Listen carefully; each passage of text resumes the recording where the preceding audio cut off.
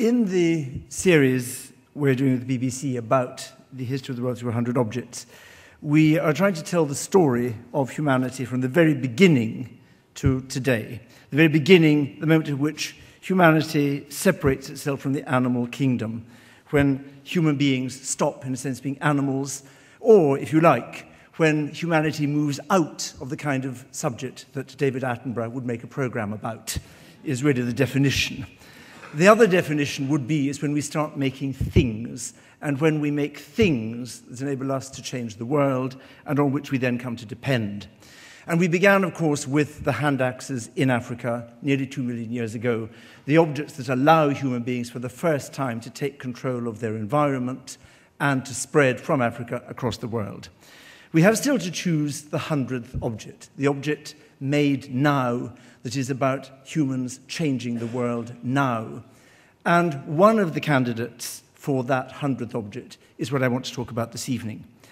Because when we all left Africa 2 million years ago, every person took with them the same dream, the same myth that is found in every civilization across the world, from Japan to Mexico. And that was that somehow there should be a world in which the sun never set, that somehow you should always be able to have the sun, that light was what was required for all the good things. In every culture, to let light perpetual shine on you is the great blessing. And every culture has myths about stealing the sun. How do you use the sun when the sun doesn't want to be used, when the sun is not there?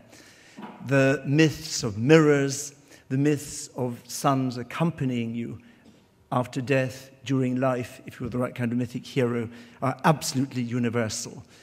Just as we all wanted and learnt how to bottle summer fruits so that the warmth and nourishment of summer could see us through the winter, everybody has dreamed of bottling the sun to use it in the dark. And now that object exists, and it is the photovoltaic cell. And it is one of the candidates which I hope we're going to be able to consider as the 100th object. Because the solar panel, which you see on the screen, about the size of a small suitcase, is precisely the answer to those myths. This object is the way, at last, of capturing the sun and making the sun shine at night. It's made of silicon. The key element is silicon, but silicon, as I've recently been informed, one of the wonderful things about this series is how much I learn on the way. Silicon is the second most abundant element on the Earth's crust. Unfortunately, my informer didn't tell me what the first most abundant element is. But anyway, it means there's a lot of silicon about, and it is relatively cheap. What is not cheap is making it into the kind of solar panel that you see on the screen. But that means that in economies like ours, in the UK and in the developed world, where fossil energy provides electricity that we can access through the grid, this is not a desirable, particularly in economic terms, not a fruitful, profitable way to go. This is, in the Western world, an expensive technology. But the paradox that inhabits all myths inhabits this extraordinary reality. Because as Harish Hande from Selco in India said, whom you saw earlier in the film, the extraordinary phenomenon of the extraordinary quality of solar panels is that this is an energy source which is expensive for the rich, but which is cheap for the poor.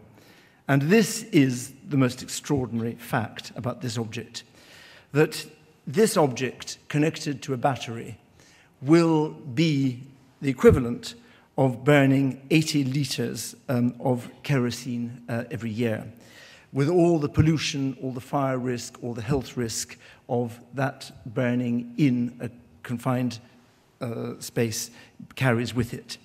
This solar panel connected to a battery is, of course, independent of the grid.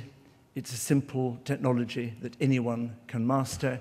It is available anywhere in the world.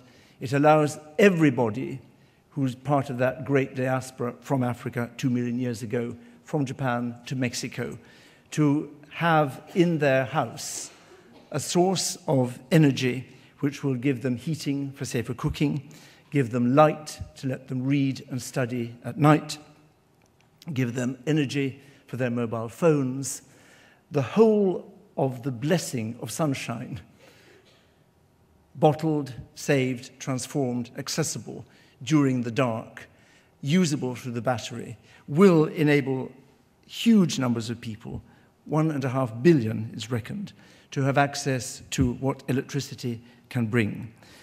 It is in every way a global object.